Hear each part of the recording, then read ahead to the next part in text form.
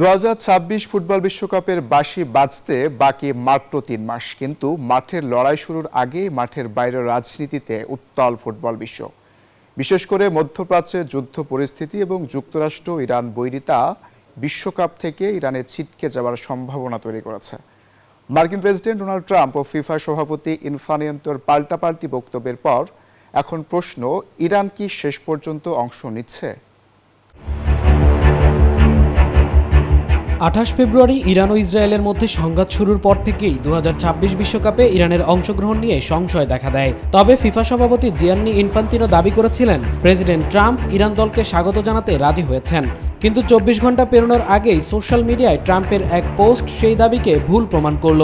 Trump সাফ জানিয়েছেন, নিরাপত্তার খাতিরে ইরানের ফুটবলারদের যুক্তরাষ্ট্রে আসা ঠিক হবে না। এদিকে ক্ষুব্ধ প্রতিক্রিয়া জানিয়েছে ইরান।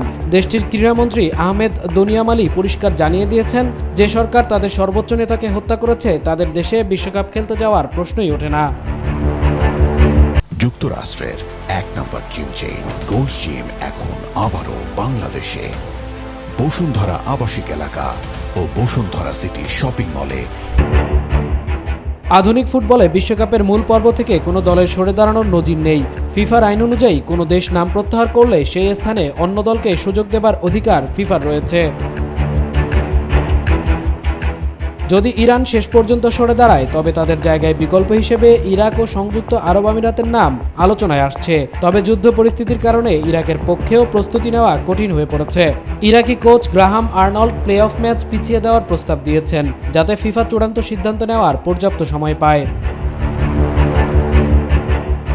টানা চতুর্থবার বিশ্বকাপে জায়গা করে নেওয়া ইরানের ভাগ্য এখন ঝুলে আছে সুতোর উপর। ফিফা বা ইরান ফুটবল ফেডারেশন এখনও আনুষ্ঠানিক কোনো ঘোষণা না দিলেও 15 জুন নিউজিল্যান্ডের বিপক্ষে ম্যাচটি হওয়া নিয়ে রয়েছে চরম অনিশ্চয়তা। মামুনুর রহমান, নিউজ 24।